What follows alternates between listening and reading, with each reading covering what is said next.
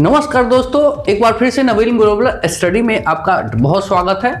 और हम लोग चलते हैं पहलगाम की घटना पर। और सबसे पहले दोस्तों, पहलगाम में जो सैलानी थे जिनकी जानें चली गई, उनको तहे दिल से हमारी टीम की तरफ से श्रद्धांजलि अर्पित करता हूं।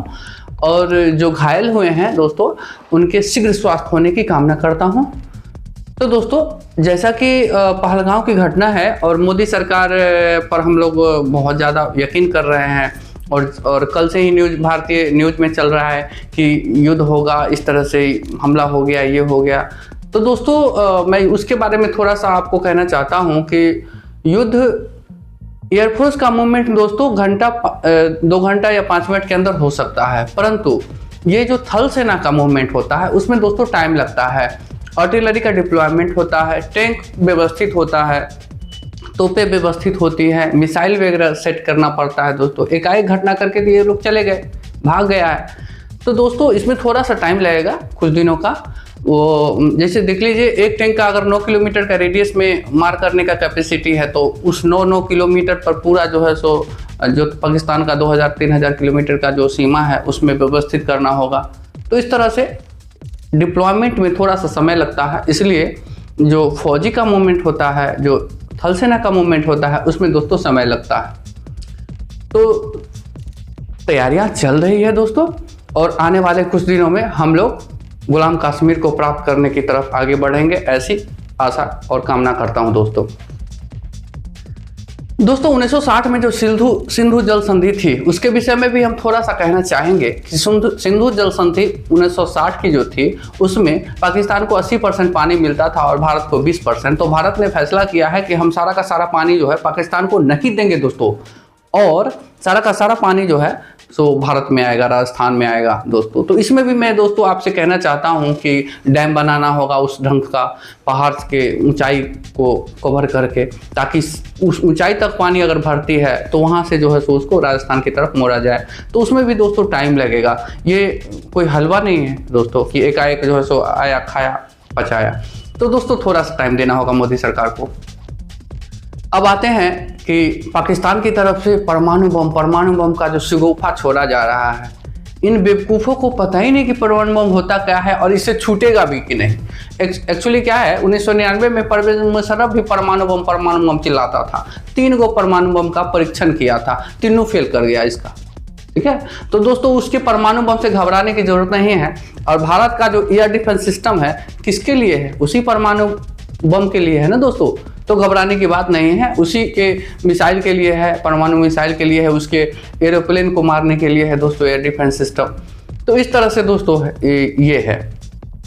अब पाकिस्तान में परमाणु मिसाइल है, हम छोड़ देंगे, ये करेंगे। तुम्हारा परमाणु तो तुम छोड़ेगा, और तुम्हारे देश में उसको जो है सो एयर डिफेंस सिस्टम के बदौलत तुम्हारे देश में ही उस परमाणु बम को ब्लास्ट कर दिया जाएगा। तो अपने परमाणु बम से तुम खुद मरेगा, बेवकूफ हो, समझ रहे हो ना। और आसिफ मुनीर जो जनरल है बेहुदा, तुमको दिमाग नहीं है, और शहबाज शरीफ जो है बेवकूफ, तुमको भी दिमाग नहीं है। तुम बेवकूफों के कारण पाकिस्तान का बेड़ा गर्क हो गया दोस्तों।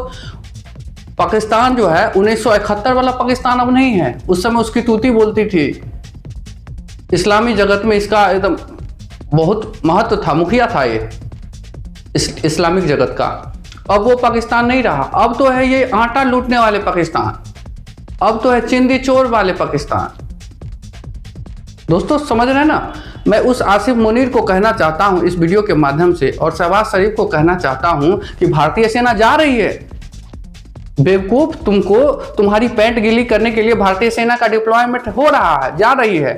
तुम ना अभी से पानी पीना कम कर दो। क्यों?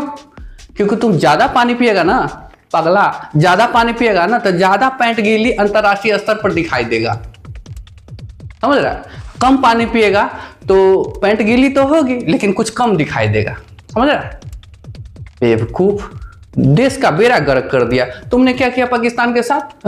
पाकिस्तान का नमक खाया, वहां की सैलरी ली, सुविधाएं ली, हजारों करोड़ रुपया बनाया तुमने, और क्या किया देश के लोगों के साथ?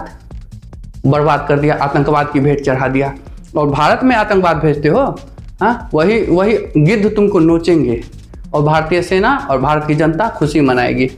तो बेवकूफ, तुम अपनी समझदारी पर दुनिया तुमको थूकेगी और थूक रही है, ठीक है। जो आतंकवाद फैलाए हुए हैं, इससे तुम्हारा बुरा हाल होने वाला है, ठीक है। अभी भी अब तो समझने की बात नहीं है, तुम्हारा तो बेड़ा गया, तुम तो चूतिया, खत्म हो गया, तुम बेवकूफ हो गया तुम।